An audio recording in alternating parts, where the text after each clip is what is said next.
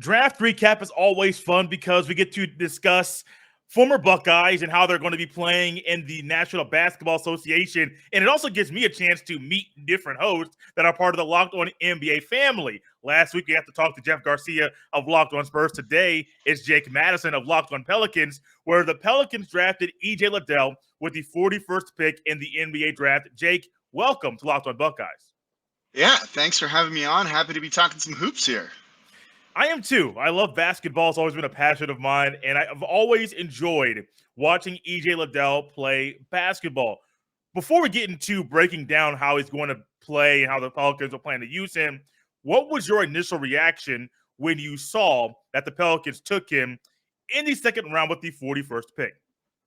It was a huge surprise, and I talked about this on Locked On Pelicans on my Monday show of like, I don't even think the Pelicans saw this coming. You know, the team didn't work him out pre-draft because his camp said he's not going to be there available in the second round for you guys. You're not going to draft him at 8. So all of a sudden they were presented with this opportunity to take him, and they basically had to. The Pels said they had a first round grade on him. I had him as my 19th best prospect in this draft, and they got him at 41. So it was a huge surprise and one of those just kind of good things for New Orleans. I'll be honest. I thought the Lakers, when they bought that pick from, I think it was Orlando or someone, 35th overall, they bought one of the second round picks. I thought they were trying to get him. And I thought he was going to go there at the latest. And then when he kept falling, only a good thing for New Orleans to get, potential other steal in the second round now. Why do you think he fell to the second round? It's a great question. One I'm still kind of trying to figure out a little bit from talking to people around the league. First and foremost, you have the issue of age. He's a junior. He'll be 22 during his rookie year. That's like ancient for an NBA rookie, whether that's fair or unfair, even though it's like they're actually still young and they still do have room to grow. But I think that scared teams off a little bit too. And I think kind of that lack of lateral quickness, lateral movement. He's a very good jumper. He had one of the highest standing jumps at the NBA Combine, if not the highest this year, right? He's a good athlete, good shot blocker, 2.6 per game. But I think people worry about his lateral movement a little bit and being able to keep up with some of the quicker guards in the league on switches, things like that. That might have caused him to drop a little bit. But when you look at him, he's a pretty complete player who was productive. So I'm still as shocked as anyone that he was available at 41. Jake, I'm a person that I don't try to fall into the trap, as I call it. We're saying a player that's been in college for 3 or 4 or 5, maybe 6, maybe 7, with the way things are going now in college with the extra year of COVID eligibility. I don't want to look at a person and say, well, just because they've been in for 3 or 4 years that they are they're wasted. Like they can't get better. They can't improve.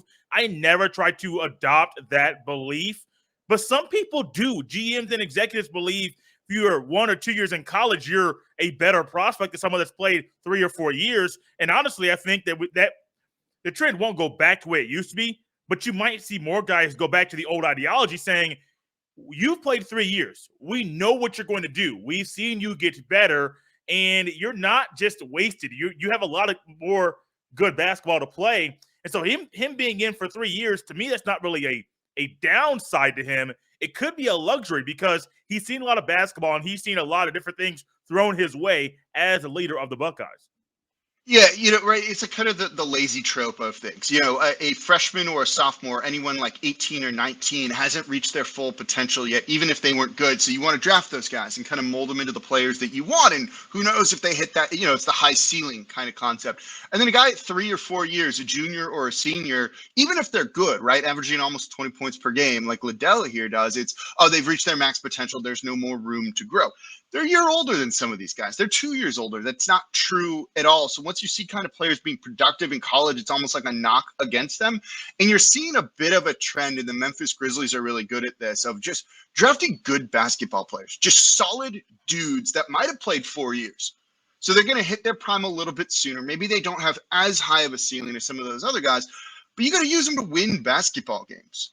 Herb Jones for the Pelicans last year was a steal in the second round at 35th, 34th overall. I forget the exact number. And he was massively productive, and people knocked him because he was a 4-year guy. I think they didn't want to overthink this pick. You have EJ Liddell, who's there at 41, who they said they had a first-round grade on. You got to draft him, get him in. And now the problem is they don't have a roster spot for him just yet, but I'm sure they're going to work on trying to clear that up because he's a good player. And you mentioned being productive in college, he's seen a lot of things, right? He tested the NBA waters last season. Mhm. When people were saying, go, you're young now, they'll still want to draft you right now. But he was a borderline first round pick then. He went back to Ohio State. And one thing I noticed watching the film from his junior to his senior year, sophomore to his junior year, is they used him more at the 4 his junior year. They put him in more spots that he'll play in the NBA. I don't Correct. fully see him as a big time, minutes getter as a small ball 5. So they put him in positions to succeed at Ohio State that he would succeed in and play in at the NBA level. With 3 years of growth of his 3-point shot improving, showing all of that, that's a good enough track record that you feel comfortable about that guy at least contributing at the NBA level. I think that, as you say, that him being more of a 4 guy last year for Ohio State, I even think last year being someone that was being thrust into a bigger leadership role due to an injury at Ohio State, due to your second best player only playing 1 game because of I think was an abdominal injury that kept him out for the entire year. Liddell was like, okay, well, I know I'm the leader, but now I have to have a bigger role. I have to help potentially a freshman be a bigger scorer on the team. And Liddell was taking different things on, not just basketball-wise and skill set-wise, but also leadership-wise, that could really help him be a bigger asset for the Pelicans in year 1. Yeah, you want those guys to be mature, right? And to kind of, in a sense, again, to use cliches, right? To have like a chip on his shoulder. And he certainly kind of has that, right? And he can be thrown in different situations and clearly adapt to that. And that's one of, I think, the biggest things that they like about that. The Pelicans being a small market team, really they developed a really strong kind of locker room team culture this past year, want to add to that and don't want to bring in people that potentially detract from that. And the fact that they drafted EJ Liddell says a lot about his character. You even saw it kind of from his comments on draft night too, right? Like he's worked really hard to get here, done anything the coaches have asked, picked up the slack where it needs to be and kind of comes in with that hunger. There's some dog in him, right? With a high motor. And I think they really like that kind of those like off-court aspects about him, right? The mental aspects to him, I think they really are really high on. And it jumps off the page when you watch him play. You really, really see that from him. And I think he's going to fit well in New Orleans because of those attributes that he brings. We are here with Jake Madison. He is the host of Locked on Pelicans. This is Locked on Buckeyes. Jake, you mentioned that there is a roster spot that would have to be opened up for him to be there. Do you think the Pelicans opened up a spot for Liddell to be on the everyday roster? Yeah, I think so. So I talked about this on my Monday show. Like, it's a good problem to have. This was unexpected. I was kind of expecting them to either sell this pick or trade it away and not make a decision with this because they didn't have a roster spot to host a guy on there. Well, when you get a guy that you think is a first round prospect with a second round pick, you probably need to kind of create some room. So they already have 15 guys on their team when you factor in Dyson Daniels, who they drafted at 8th overall. That's the maximum amount you can have. You have two-way players. You have two-way guys. But I don't think he would take that sort of deal. He's certainly not going to take a non-guaranteed deal either. So I think they're going to look to kind of shake up the bottom end of their roster to create some space to bring EJ Liddell in and keep him. And I think they'll look to potentially give him a guaranteed contract along the lines of what they did Herb Jones last year, which is about $3 million, maybe about $1.5 million per season, with the first year guaranteed. Then it's just kind of team options on the second and third year. I think they want to do that. I think this is a guy that fits really well and gives them some insurance on some of the players they might be losing just in the future in general. And you see some shades of Larry Nance Jr. in him.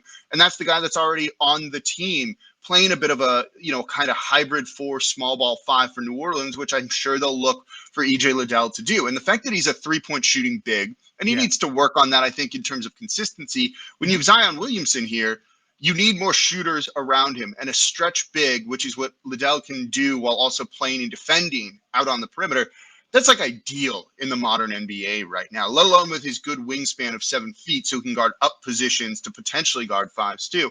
I think when he kind of brings that skill set and they ranked him that highly, like they'll create a roster spot. A guy like Jackson Hayes might be gone. Maybe someone like Devontae Graham, Garrett Temple, something along those lines. They're going to look to kind of do an uneven trade where they send out 2 or 3 guys and bring 1 or 2 back to create a roster spot for Liddell. And I expect him to be on the team next season, like properly. What strength of Liddell's do you now? You watch. I remember you said you watched film leading up to the draft, had it as your 19th best prospect. What strength, when you were watching the film, did you see that you think the Pelicans will tap into as the next season begins? It's really the defense and kind of the versatility he brings. That's kind of in vogue in the NBA right now, right? You want guys that aren't just kind of slotted into one spot. You need to be able to guard multiple positions. And particularly if you're a big man, you need to be able to guard out on the perimeter. And he definitely does that. This is a guy that's comfortable switching onto guards who are trying to drive on him from the perimeter. And while he doesn't have that elite side to side athleticism, it's still good enough to stay on those guys for spells here and there. And so I think when you look at this team, and injuries are going to creep up in any NBA roster eventually, they feel comfortable plugging him into they'll feel comfortable plugging him into a variety of roles. If you need him to play some backup 4, he can do that. If you need him in an emergency to play a small ball 5 role, he can do that. And your defense probably just doesn't fall off a complete cliff. And I think that's really important to New Orleans. And if he can be somewhat consistent with that 3-point shot, I think he's going to be able to see minutes earlier on than people are expecting for him. But the good news is they can bring him along slowly. I don't think he'll get minutes, at the beginning of the season. I think he's going to be buried on the bench. I would not be shocked if you see him playing for their G League affiliate over in Birmingham to start the year and for potentially the majority of the year. But this is someone I think they feel fits into their culture, fits into the team, is an eventual replacement probably for Larry Nance Jr. And you can bring him and develop him slowly. You don't need to thrust him into the spotlight where maybe it's a little bit overwhelming. I think that's going to be a really good thing for him. That G League is something that is a great tool for NBA teams, being able to have a guy be on contract, but also being able to have him be on that G League team to simply allow him to get some run when maybe he would not get any run at all. Because you're looking at an 82-game season, Liddell might only play, I'm just ballparking, I have no idea, 15 to 20 games. If he's on the regular roster, it's probably going to be mop-up duty. You're not going to get any consistent time with the starters or the regular rotation guys off the bench because, you're just not that high up the roster just yet. But that G League's going to be an amazing thing for Liddell because he can come in and not sit the bench, not ride and not rust. He'll be able to get some run, get his legs used to that type of speed, that type of physicality, which is different than college. So I'm looking forward to seeing not only how he plays with the Pelicans, but also how he grows with the G League team that he's possibly going to play on as well. Yeah, and what they're going to end up doing when they send him there eventually is they also send a development coach with him. So he's going to kind of have a specific coach with him that's working on the plan that the front office and the Pelicans coaching staff sets forward. So it's not like he goes to Birmingham where their G League affiliate is, and he's just kind of playing there and doing whatever it is they do. Both those organizations are very much in lockstep, as Pelicans Executive Vice President of Basketball Operations David Griffin likes to say. And so it's really going to kind of develop him in the way that they want, that they see him kind of functioning at the NBA level.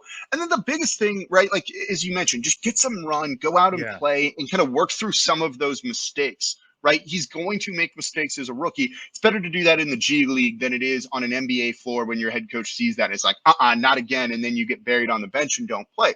But also really important for him too is going to be the practices he gets with this team. He's going to have to go up against Zion Williamson defensively, one-on-one in practices, right? That's going to make you better sooner rather than later, practicing against these NBA guys and then being able to use what you learn in those practices in, a limited situation in the G League. And I think that's going to be really good for him overall. So I feel the Pelicans are very, very excited about him. I was very excited when they drafted him, again, having him 19th on my big board. Just an unexpected thing that creates some problems for New Orleans with the roster spots, but not ones that they won't figure out because I think you've got to keep this guy on the roster. Jake, what are some last comments you have about Liddell being drafted by the Pelicans? I think it's a great spot for him. I think this is probably one of the better things that could have happened for him. I'm sure it's not exactly what he wanted more of that, first round guaranteed money. Everyone wants to go higher in the draft, but he comes to a team that's proven they can develop guys out of the second round, right? Herb Jones out of Alabama last year was a rookie revelation for the team. And he played well enough that he started 70 plus games for this team as a second round pick. So if Liddell comes in, works hard, and I don't think there's any question about that, and shows off the necessary skills that's going to make him thrive in the NBA, he'll get minutes sooner rather than later. This is not an organization that's going to just put you on the bench if you're proving it in practice and you're actually one of the better players just because you're a rookie.